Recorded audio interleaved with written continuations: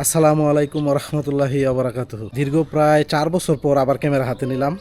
এর ভিতরে আর কোনো ভিডিও শ্যুট করা হয় নাই। এর ভিতরে ট্রাভেলিং করছি অনেক, কিন্তু আসলে পরবর্তীতে যেটা ফিল করলাম যে যদি রেকর্ড না করি, আপনাদের সাথে শেয়ার না করি, তাহলে আসলে ট্রাভেলের যে মজাটা এটা আসলে দীর্ঘস্থায়ী হয় না। তো যাই হোক, এখন আবার সিদ্ধান্ত নিচ্ছি যখনই কোথাও যাব এবার থেকে রেকর্ড করব এবং আপনাদের সাথে সব কিছু বিস্তারিত ট্রাভেলিংয়ের সমস্ত কিছু শেয়ার করব। তো আমরা গত সপ্তাহে গেছিলাম বান্দরবনের আলীকদম। আপনারা জানেন যে বান্দরবন নিয়ে এখন একটু সমস্যা চলতেছে। প্রায় ম্যাক্সিমাম জায়গা এখন হচ্ছে বন্ধ, যেমন আপনার থানচি, রুমা, রোয়াংছড়ি, বান্দরবনের যেগুলো মূল প্রাণকেন্দ্র এগুলো হচ্ছে এই নিষেধ। তো আমরা গেছিলাম বান্দরবনের আলীকদমেরও একটা ম্যাক্সিমাম অংশ নিষেধ। সে আলীকদম থেকে পোয়ামুহুরি 40 কিলোমিটার দীর্ঘ একটা রুট আছে, আমরা ওই রুটটা এক্সপ্লোর করার জন্য গেছিলাম। নিষেধাজ্ঞার কারণে আমরা আসলে ওই রোডটাতেও সম্পূর্ণ যাইতে পারি নাই। ওই রোডের আলীকদম থেকে ওই রোডের 18 কিলোমিটার পর্যন্ত অনুমতি ছিল এবং আমরা ওই পর্যন্ত যাই এবং ওইখানে একটা ভিউ পয়েন্ট ছিল। এত কথা না বাড়িয়ে চলেন শুরু থেকে শুরু করা যাক। চলেন বাসা থেকে বের হই। আচ্ছা, বিসমিল্লাহি তাওয়াক্কালতু আলাল্লাহি লা হাওলা ওয়ালা কুওয়াতা ইল্লা বিল্লাহ। যাক, বাসা থেকে বের হইলাম। এখন বাজতেছে 9:17। এখন হচ্ছে ওই আমরা সবাই যেখানে মিট করব ওইখানে যাচ্ছি, 300 ফুটের মাজারের ওইখানে আর কি। আজকে আমরা যাচ্ছি 4টা বাইক।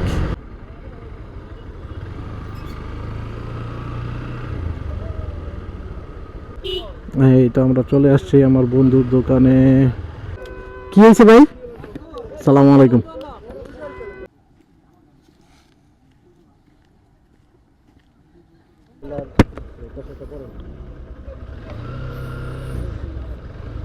ফাইনালি আমরা যাত্রা শুরু করলাম 11:17। ঠিক 9:17 বাসা থেকে বেরিয়েছিলাম, এখন বাজে 11:17। এতক্ষণ লাগছে আমাদের সবার একসাথে হইতে, রেডি হইতে। তো যাই হোক, ফাইনালি আলহামদুলিল্লাহ বের হইতে পারলাম, যাত্রা শুরু করতে পারলাম। তো এর মধ্যে বহু ঘটনা ঘটে গেছে, আস্তে আস্তে সব কিছু শেয়ার করব। আচ্ছা, এখন আমরা একটু চাচ্ছিলাম ফটো সেশন করার জন্য 300 ফুটে। কি এখানে করবি নাকি জলছিড়ি যাই? হ্যাঁ, জলছিড়ি করি। মানে আমরা যাত্রা শুরু করার আগে বাড়ির কাছে 300 ফিট দুনিয়ার সব মানুষ এসে এখানে ছবি উঠায়, ফটো সেশন করে। আজ পর্যন্ত একটা ছবি উঠানো হয় নাই। তো আজকে চিন্তা করতেছি, যেহেতু একদিকে যাচ্ছি এই উপলক্ষে,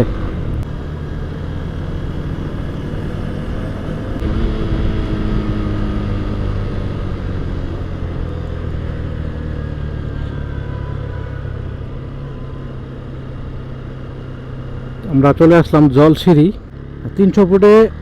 একটু ফটো সেশনের পর আমরা এবার ফাইনালি যাত্রা শুরু করলাম। আচ্ছা, যেটা বলতেছিলাম যে এর মধ্যে অনেক ঘটনা ঘটে গেছে। ঈদের আগে থেকে আমাদের এই ট্যুরের প্ল্যান হচ্ছিল। তো আমরা প্রথম থেকে প্ল্যান করতেছিলাম যাব বান্দরবন। তো এর ভিতরে ইতিমধ্যে কুকি চিনের ঘটনার কারণে বান্দরবন ভ্রমণে নিষেধাজ্ঞা চলে আসে। সো এরপর আমরা সিদ্ধান্ত নিই যে এবার তাহলে আমরা খুলনা, সাতক্ষীরা, বাগেরহাট ওইদিকে যাব। তো মানে কষ্টটা লাগতেছিল এই জন্য যে আমরা বান্দরবন যেতে পারতেছি না, আর এক্সাইটমেন্ট ছিল এই জন্য যে একটা নতুন এরিয়াতে যাব। কারণ আমি আগে কখনো ওই দক্ষিণ পশ্চিমের দিকে যাই নাই, যশোর, খুলনা ওই দিকে যাওয়া হয় নাই কখনোই। ইভেন বরিশাল, পটুয়াখালী ওইদিকেও যাওয়া হয় নাই, মানে পদ্মার ওই পারে টোটালি যাওয়া হয় নাই। তো এই জন্য নতুন জায়গা হিসাবে একটা এক্সাইটমেন্ট ছিল। কিন্তু ঘটনা যেটা ঘটছে, আমরা সবাই একসাথে মিলিত হওয়ার পর হঠাৎ করে সিদ্ধান্ত হয়েছে যে আমরা বান্দরবনে যাব। তবে নিষিদ্ধ যে এলাকাগুলো আছে ওগুলোতে অবশ্যই অ্যাভয়েড করতে হবে। আমরা যাচ্ছি আজকে আলীকদম, জালালিপাড়া, তারপর হচ্ছে পোয়ামুহুরি, ওইদিকে একটা রোড আছে, ওই রোডে। তো এখন ফার্স্ট টার্গেট হচ্ছে, এখন আমরা একটা ফিলিং স্টেশনে যাব, কালাদি সামনে একটা ফিলিং স্টেশন আছে, ওইখান থেকে অকটেন নিয়ে দেন হচ্ছে মদনপুর।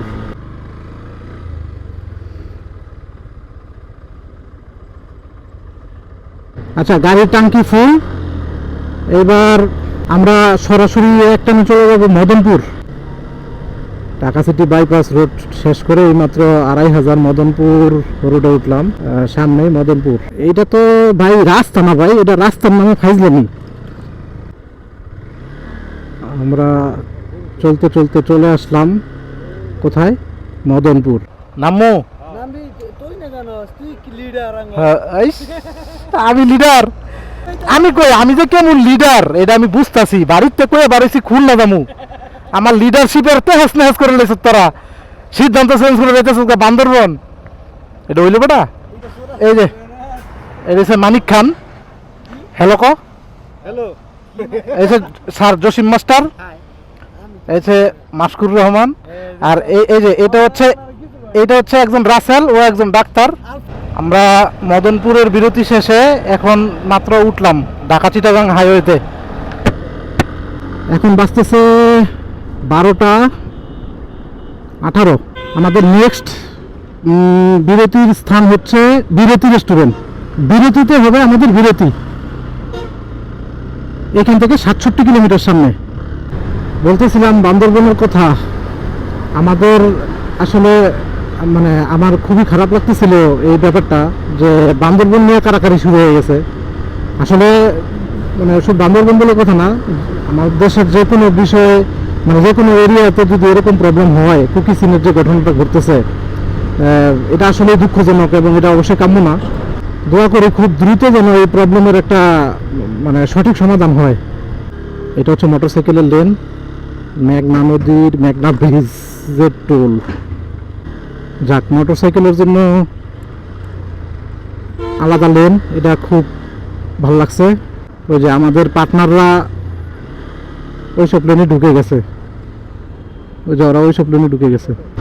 যেটা বলতেছিলাম যে আসলে মানে বান্দরবন নিয়ে যখন কারাকারি শুরু হয়ে গেল, খুবই খারাপ লাগতেছে। নিজের দেশ এখন হচ্ছে নিষেধাজ্ঞা, যাইতে পারি না। বিরতি রেস্টুরেন্টে পৌঁছাইতে আমাদেরকে আরো যাইতে হবে প্রায় 50 কিলো। ওই পাশে বেশ ভালোই গাড়ির চাপ দেখা যাচ্ছে।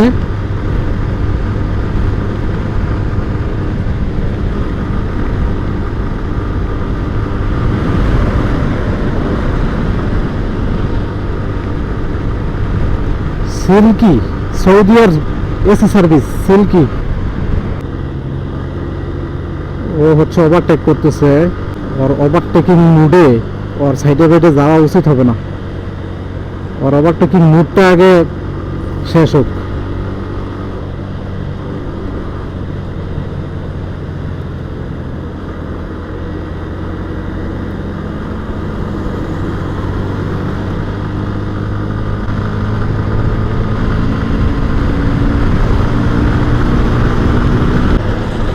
এটা কি হানিফ সাহেব?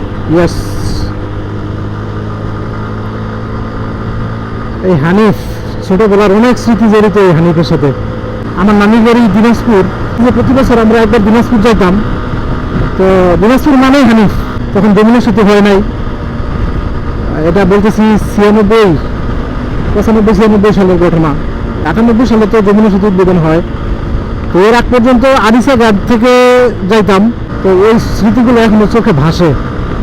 তো সামনে আমার জসিম বন্ধু। তো আমার বন্ধু আজকে ফার্স্ট বাইক ট্যুর।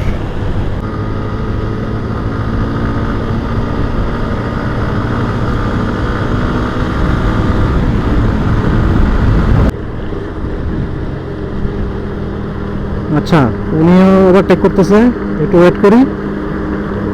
ওনারটা শেষ হলে পরে আমারটা শুরু হবে।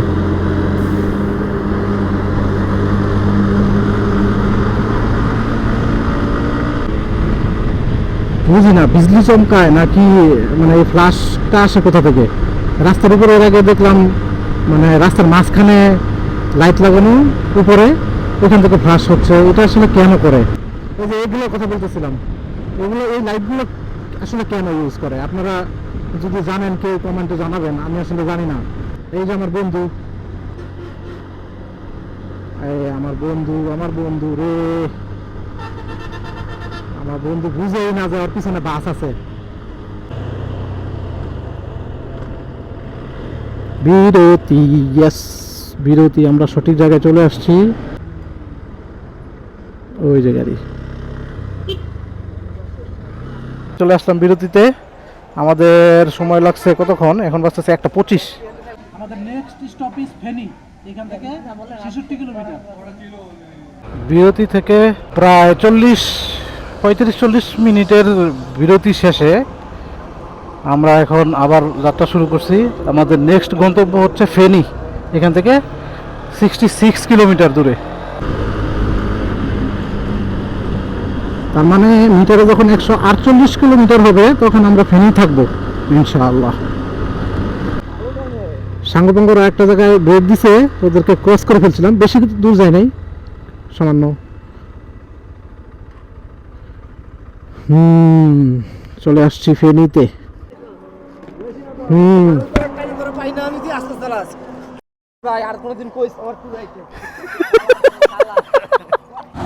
যাই হোক, আমরা এখান থেকে হয়তো 60-65 বা ম্যাক্সিমাম 70 কিলো পর্যন্ত যাবো, আবার ব্রেক হবে।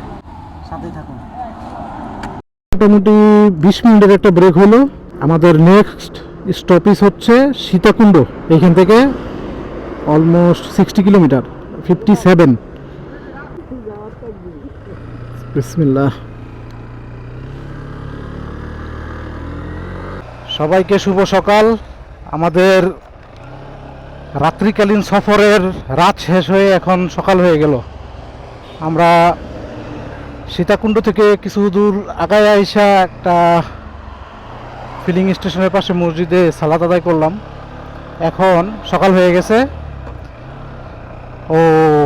এখন দিনের আলোতে গাড়ি চলবে। রোদ উঠার আগ পর্যন্ত একটু আরামে চালানো যাবে। আমাদের এখনকার গন্তব্য হচ্ছে সলিমপুর। সলিমপুর নামে একটা জায়গা আছে, ঠিক চিটাগাং ঢোকার আগে এই সলিমপুর আমরা ব্রেক দিব। কক্সবাজার রোড ধরে চলে যাব চকরিয়া। চকরিয়া থেকে বাম দিকে আমরা যাব আলীকদম। সলিমপুর পর্যন্ত যাই, তারপর কথা হবে, সাথেই থাকেন। আমাদেরকে কি চিটাগাং ওয়েলকাম জানাবে এই গেটের মাধ্যমে? Welcome Chittagong corporation. ওকে, দুই পার্টনার মানিক এবং মাস্কুর, ওদেরকে হারাই ফেলছি। ওরা বলছিল সলিমপুর আছে, কিন্তু সামহাও আমরা সলিমপুর ক্রস করে ফেলছি, টের পাই নাই হয়তোবা। এখন ওরা চলে গেছে কর্ণফুলী ব্রিজ পার হয়ে, একেবারে ও ব্রিজের ওই পারে গিয়ে বসে আছে। আর আমার ক্ষেত্রে যেটা হয়, আমি প্রতিবারই চিটাগাং পার হওয়ার ক্ষেত্রে একটা প্রবলেম হয়। দুইটা জায়গায় আমি এই আসলে খেয়াল রাখতে পারি না কিছু। এক হচ্ছে যমুনা ফিউচার পার্ক, আমি যদিও খুব কম যাওয়া হয়েছে, কিন্তু যখনই যাই আমি হারায় যাই, মানে কি যে একটা অবস্থা। আর এই যে আর হচ্ছে চিটাগাং পার হওয়ার সময়। আর এখন আমি আমার বন্ধু জসিমের গাড়ি চালাচ্ছি, কারণ হচ্ছে ও বলতেছিল ওর গাড়িতে নাকি কি প্রবলেম, কিন্তু আমি তো কোনো প্রবলেম দেখতেছি না, ও আমারটা চালাইতেছে। এখন এইভাবে করে আমরা এই যে ম্যাপ দেখে দেখে পার হওয়ার চেষ্টা করতেছি চিটাগাং শহরটা। আল্লাহ জানে কতক্ষণ লাগে, কি হয়। তো ম্যাপ দেখে দেখে ট্রাই করতেছি পার হওয়ার জন্য। শহর পার হয়ে, ব্রিজ পার হয়ে, তারপরে হচ্ছে ওর গাড়ি ওকে দিয়ে দিব। ফাইনালি আলহামদুলিল্লাহ ব্রিজে উঠতে পারলাম। ম্যাপ দেখে দেখে আসলাম, যাই হোক শুক্রিয়া। তো এই ব্রিজের ওই পাশেই আমাদের লোকজন দাঁড়ায় আছে আর কি, আমার বাকি দুই ফ্রেন্ড, আমার জসিম আমার সাথে আছে।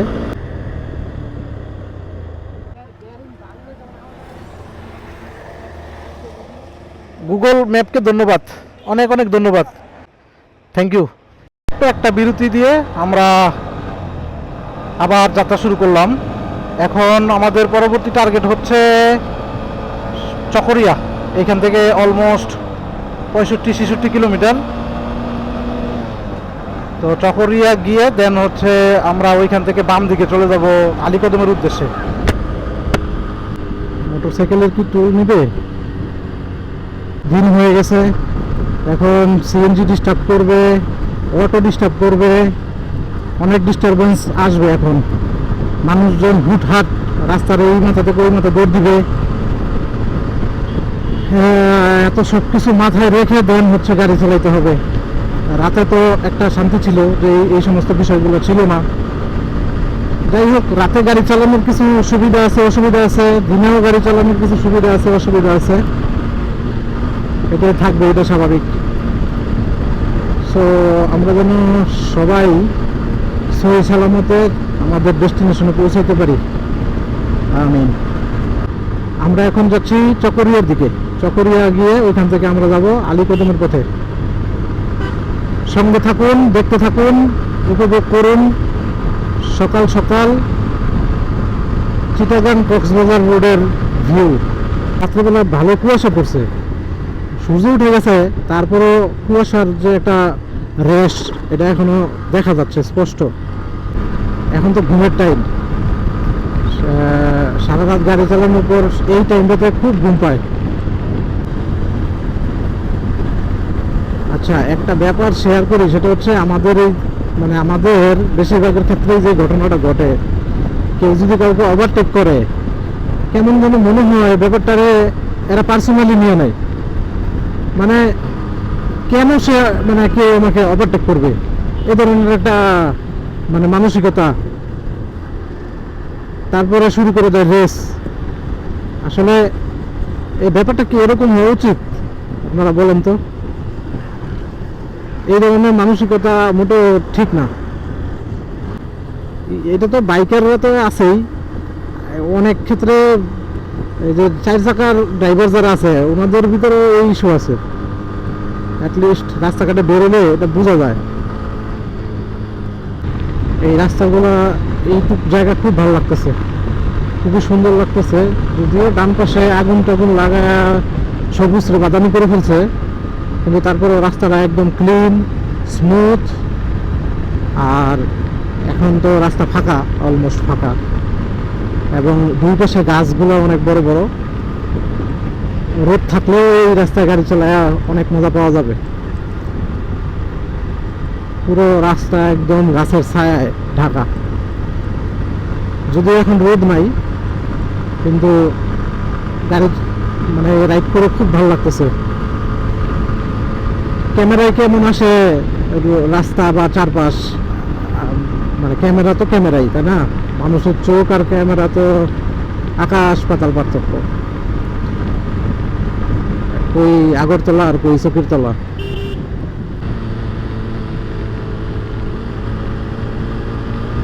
দারুণ রাস্তা, দারুণ। ও, ডান পাশে একটা লেকের মতো কয়েকটা বক দাঁড়ায় আছে নাস্তা করার জন্য।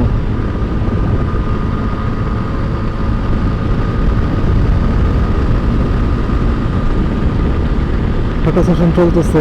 ওয়েলকাম কক্সবাজার।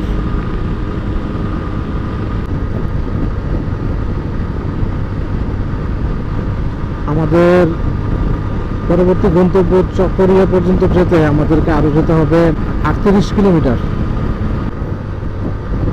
রোডটা প্রকট হওয়ার আগে ইনশাল্লাহ আমরা আলীকদম রোডে ঢুকে যাব। আলীকদম রোডটাতে প্রচুর ছায়া আছে। এখন আলীকদম উপজেলা পর্যন্ত যাইতে পারলেই হয়। এর আগে বেশ কয়েকটা ক্যাম্প আছে যেখানে করা হয়, চেকিং করা হয়, চেকপোস্ট আছে, 2টা বড় বড় চেকপোস্ট আছে।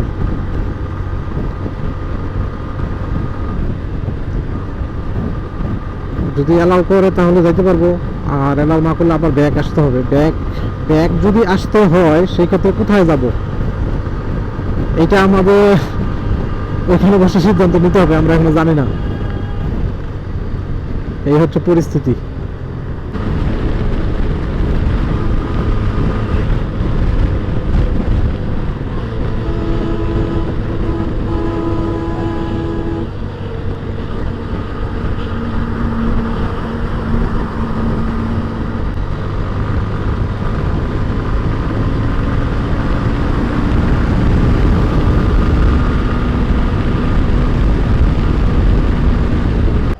এই রোডটাতে মাত্র ঢুকলাম, কিন্তু সবার নাকি এমন ক্ষুধা লাগছে, ক্ষুধা এক একজন নিজের নাম নিশানা পর্যন্ত মনে করতে পারতেছে না।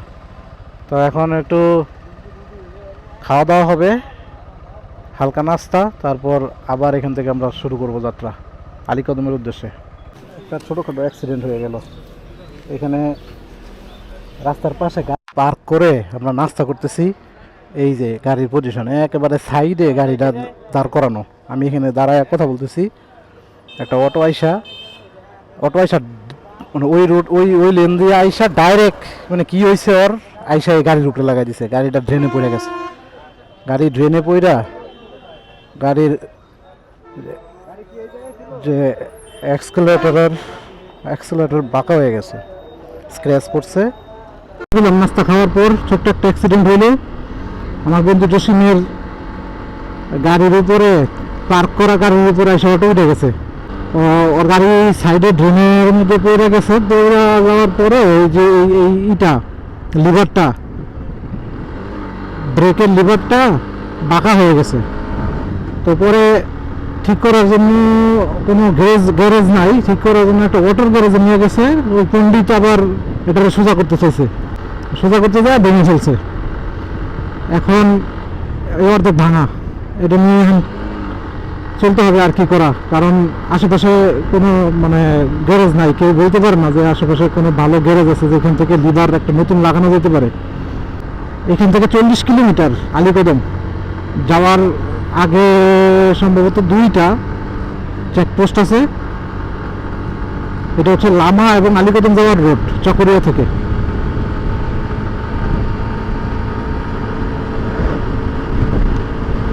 তো এই রোডের 2 পাশে প্রচুর জঙ্গল। আস্তে আস্তে বান্দরবনের যে আবহাওয়া এর ভিতরে ঢুকে পড়তেছি। বান্দরবনের টেস্ট কিন্তু অলরেডি শুরু হয়ে গেছে। 2 পাশে পাহাড়, পাহাড়ের উপর দিয়ে রাস্তা। আলীকদম অবশ্য এখনো প্রায় 30-32 কিলোমিটার বাকি আছে, কিন্তু ফ্লেভার অলরেডি শুরু হয়ে গেছে। এই রাস্তাগুলোতে বাইক চালানো কি যে মজা! আসলে আপনি না আসলে, না এই রোডে বাইক না চালাইলে আপনি আসলে এটা আসলে বলে বোঝানোর মতো না। দারুণ দারুণ একটা ফিলিংস। ক্যামেরাতে অবশ্য এই যে উঁচু নিচু ঢালু এগুলো আসলে ওরকম বোঝা যায় না, কিন্তু আশা করি অন্তত পক্ষে 2 পাশের সারি সারি গাছ এবং সবুজ সবুজ পাহাড়, এগুলো কিছুটা হলেও ক্যামেরাতে আসে। নিজ চোখে না দেখলে আসলে এই ফিলটা পাওয়া যাবে না। অসাধারণ একটা ফিল।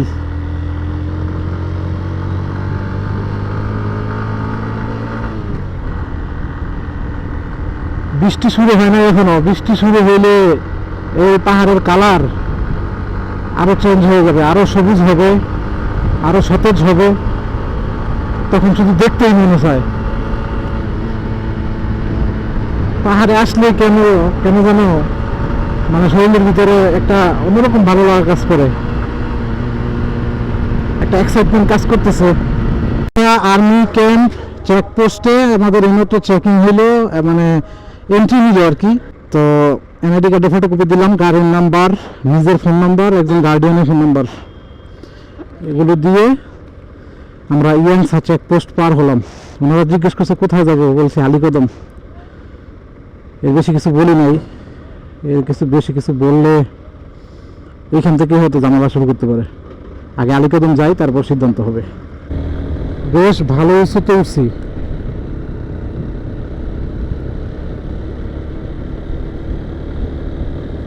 রাস্তার সাইডে পেঁপে বিক্রি করতেছে।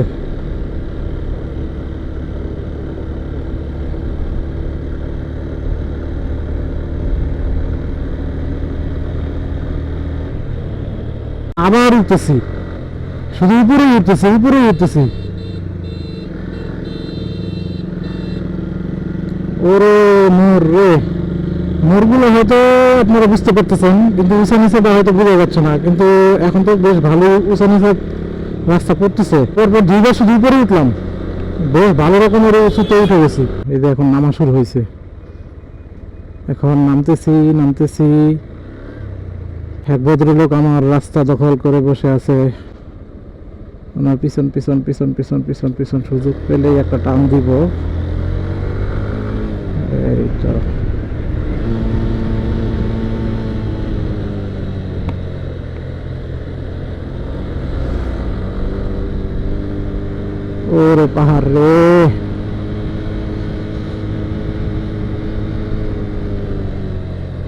আরে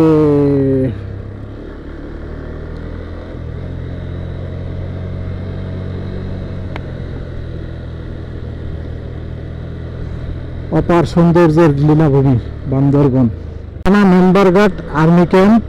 এইখানে চেকপোস্টে আরেকবার নিল এনআইডি কার্ড এবং খুব কড়াকড়ি চেকিং, খুবই কড়াকড়ি। প্রত্যেকটা গাড়ি, অটো, বাস সব কিছু সব চেক করা হচ্ছে এবং খুবই কড়াকড়িভাবে চেক করা হচ্ছে। আর বারবার জিজ্ঞেস করা হচ্ছে কোথায় যাচ্ছেন, কই থেকে আসছেন। যখনই বলতেছি নারায়ণগঞ্জ, বলে কি ব্যাপার, আজকে এবং কালকে 2 দিন শুধু নারায়ণগঞ্জ থেকে লোক আসতেছে। তো ব্যাপারটা কি, আপনাদের কি কোনো প্ল্যান প্রোগ্রাম আছে নাকি? আর্মি জিজ্ঞেস করতেছে। প্ল্যান প্রোগ্রাম তো আমরা করি, কিন্তু প্ল্যান প্রোগ্রাম তো আমাদের মতো হয় না। আমাদের প্ল্যান ছিল খুলনা যাব, আমরা এসে গেছি বান্দরবন। এই হচ্ছে অবস্থা।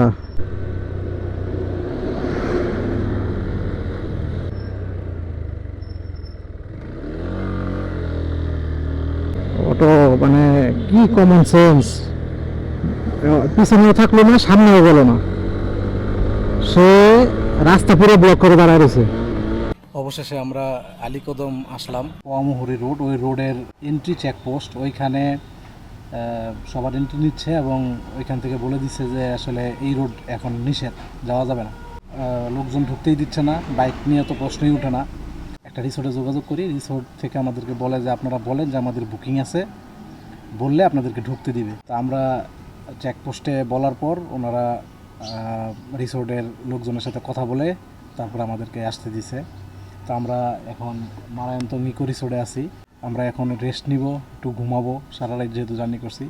বিকালবেলা উঠে রিসোর্টের যারা অথরিটি আছে ওদের সাথে কথা বলবো। এরা যদি আমাদেরকে পারমিশন দেয় বা এদের থেকে যদি কাউকে আমাদের সাথে দেয় তাহলে আমরা এই রোড ধরে যাব। আর যদি না দেয় তাহলে এই রিসোর্টের আশেপাশেই আলীর গুহা আছে, আশেপাশে কিছু জায়গা আছে, এগুলো আজকে আমরা এক্সপ্লোর করব। এখন রেস্ট নিব, তারপরে কথা হবে। আচ্ছা, ঘন্টা দুয়েক রেস্ট করার পর ওই দিন বিকালেই আমরা রোডটা এক্সপ্লোর করার জন্য বের হয়ে গেছিলাম। আজকের ভিডিওটা এখানেই শেষ করবো, যেহেতু এটা অলরেডি অনেক বড় হয়ে গেছে। নেক্সট ব্লগে আপনাদের সাথে শেয়ার করব চমৎকার সেই আলীকদম পোয়ামুহুরি রোডে বাইক রাইডিংয়ের এক্সপিরিয়েন্স। সবাই ভালো থাকবেন, সুস্থ থাকবেন। ভিডিওটা ভালো লাগলে লাইক করবেন এবং আপনার ভালো লাগা মন্দ লাগা কমেন্টে জানাবেন। আর পরবর্তী ভিডিও দেখার জন্য সাবস্ক্রাইব করবেন। আল্লাহ হাফেজ।